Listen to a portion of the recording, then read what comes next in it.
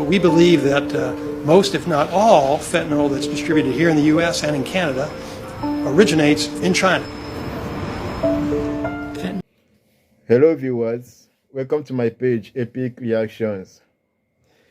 If you are still at the early stage of drugs and pills, or you know someone who is still at the early stage of drugs and pills, I will urge you to please watch this video or share it also, so that others will watch and see.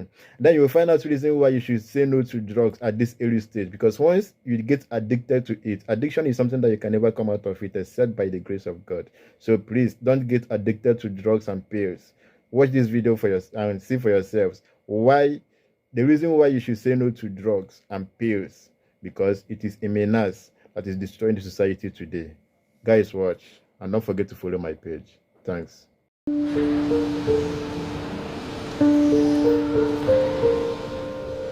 I've seen more deaths in the last 2 years than I've seen in my entire life.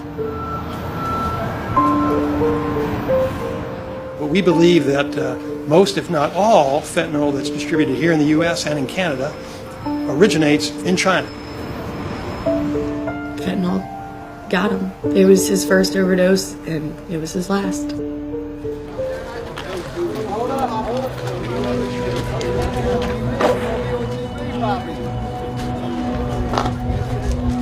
Hold up.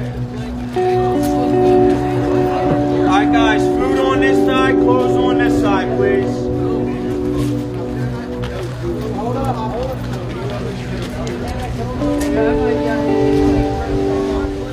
Hot oatmeal, coffee, and pancakes. It's breakfast time at the last stop on a bitterly cold Sunday morning. Any luck? No. This is Kensington in Philadelphia, a city in the heart of America's opioid crisis. Kensington has always been a hard neighborhood. There's been drugs, violence through here for pretty much forever since the establishment of the neighborhood. But in the last 10 years or so, when the fentanyl hit the street and the heroin really started getting big again, the violence had escalated. So, yeah, get in line, we're here to eat. Robert Reeve runs The Last Stop, a recovering house where people help each other fight their drug or alcohol addictions. I always come here for like advice. In the past few years, they have been facing a new enemy, a potent synthetic opioid called fentanyl. People will do what they have to do to get their drug, to get their fix, to get well, which means they'll rob, they'll pimp, they'll whore, whatever it takes. Just from where we're sitting right now, if you go 4 blocks that way, 4 blocks that way, in any direction, you would see, I call it the land of the living dead, because it's like zombies. I say we're in a war, and we are. It's a war against an unseen enemy. You can't see it. Fentanyl is about the worst I've seen so far. I've seen more deaths in the last 2 years than I've seen in my entire life.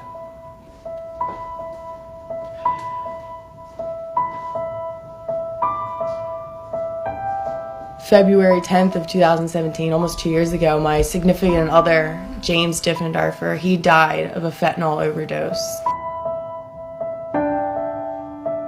21-year-old Anya Lasniak first came to Kensington looking for drugs in 2016.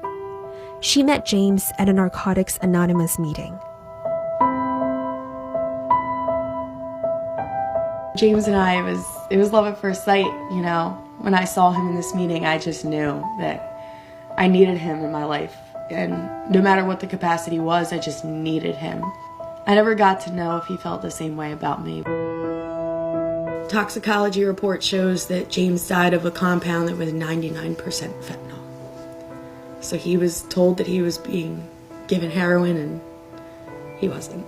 So fentanyl got him. It was his first overdose, and it was his last.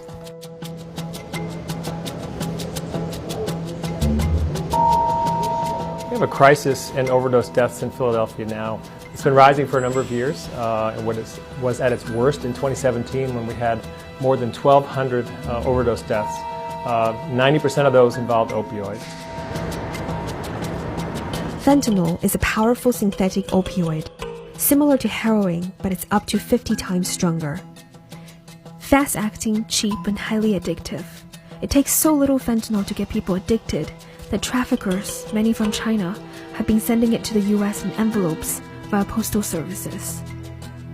Doctors have been using it to treat severe pain, and now drug dealers sell it pure or blended into other drugs like meth and cocaine to boost their potency.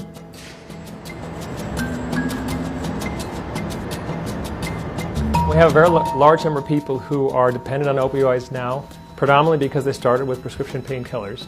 So people who were at one time taking OxyContin may have switched to injectable heroin, and now they're injecting a combination of heroin and fentanyl. That makes them more likely to stay addicted, and it also makes them more likely to die of an overdose. Say I'm a dealer, you're copping off me. My goal is to get you hooked on the fentanyl, because if you have heroin, if it's a 10, right, it could be good, but if you put fentanyl, it raises it higher. It's ridiculous. It only lasts about 2-3 hours, and you have to get well again. And it's not good. You don't get a good rush from it no more. Your body's used to it, so you try to find better shit on different corners where you're up to 10, 20 bags a day, and you're out here panhandling. You know, like I'm sick right now. I don't know how I'm going to get $5. I was used to make $150 a day doing plumbing work, and I can't get $5 off somebody, so I'm not sick before I go to bed. It's crazy. This thing just took my whole life over. And people say, oh, it's willpower. I lost the power of choice once I put it in me.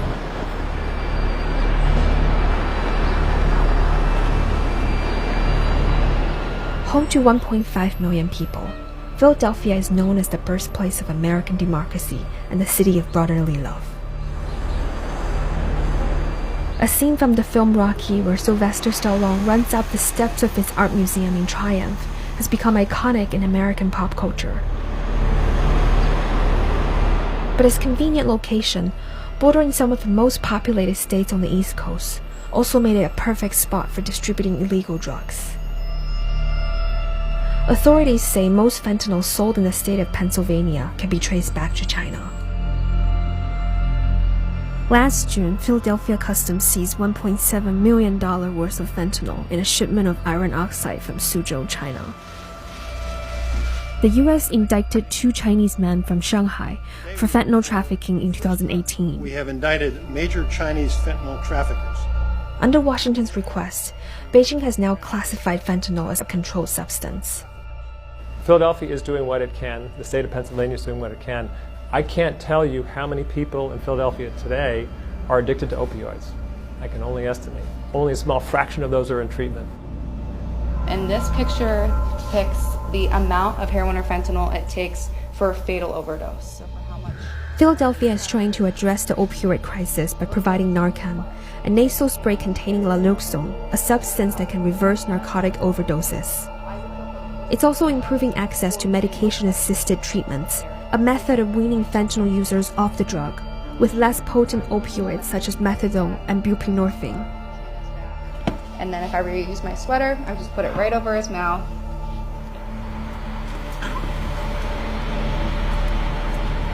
We're hopeful that what's happened is that there's so much naloxone out there that even if people have an overdose, it's not becoming a fatality. That we recognize as just a stopgap measure, but we want to do that until these other things like expanded access to medication-assisted treatment and reduced overprescribing bring down the number of people who are at risk in the first place. I was homeless at one point. I was selling my body to try to make ends meet so I could keep getting high. Obviously, it's highly addictive and super deadly. I overdosed myself several times. Miraculous that I did live to see this part of my life. After James passed, I relapsed myself because oblivion is easier than facing the facts. But it didn't stop it anymore. That same miserable thought about he's gone and there's nothing I can do to bring him back was still there. And I just realized that maybe I'll give sobriety a shot, because the worst thing that could ever happen is maybe I'll be happy.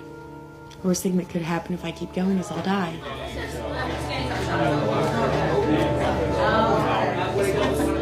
Back at the last stop, Robert Reif believes recovering addicts like himself, who have come back from the brink, know the best way to help. He thinks going cold turkey, is the best therapy. You know, we don't got no fancy treatments. We don't have the doctors, the medicines, because we don't believe in the medicine thing here. Because you can't give me drugs and get me off of drugs. This is hardcore recovery here. We don't baby you. We don't say, okay, it's going to be all right, because it freaking ain't. You sleep on the floor. Detox on the floor. Nobody laughs at you. Nobody busts your chops, because every one of us have been there. We've done this.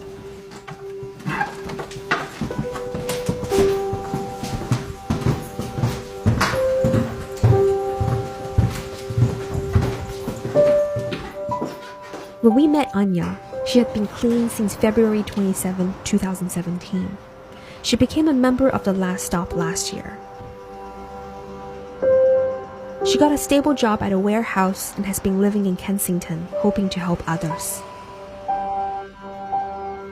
Every once in a while, I'll go on little missions to go help somebody and see if I could find them, try to bring them somewhere safe. It's interesting to see that the landscape has changed so much. The drug dealers have changed since I was here, and the drugs have changed, and it's not the way it used to be, and people are dying so much, and it's morbid looking, you know, being on the outside looking in. I always equate it to, like, you know, they're in the crossfire and I'm in the trenches. And I'm just trying to wave a white flag, but I'm waiting for them to retreat with me. Every Sunday, spaghetti and meatballs.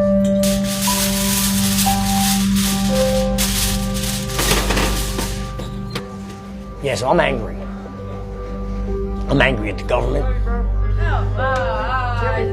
They're not looking at you. They're not looking at me. They're looking at numbers, statistics. Oh. That girl out there, that boy out there, he's not a statistic. It's a human being. He deserves a chance. It's a social problem, not a pharmaceutical problem. Why are they here? What is causing them to come out? What is causing them to get onto the drugs? And start treating that. If you start dealing with that there, you probably have a whole lot more people not doing drugs.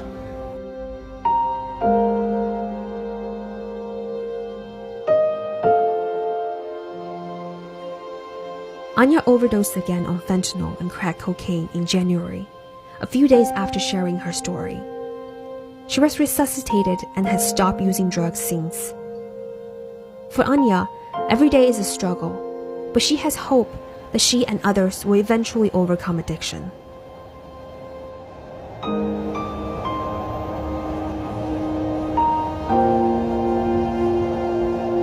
I was thinking about leaving at some point in the future, just to start a life somewhere else. You know, I would still come back, of course, and always be a member of the Last Stop and of Kensington. You know, always that faithful little blue-haired 21-year-old that says, "Do you want to get sober, everybody?" Chases them around and begs them for help. And, you know, I'm looking for this guy. Here's a cigarette. You know, that girl that they've come to know me as, this crazy, obsessed girl with sobriety. She's just in love with it, and she wants me to have it too.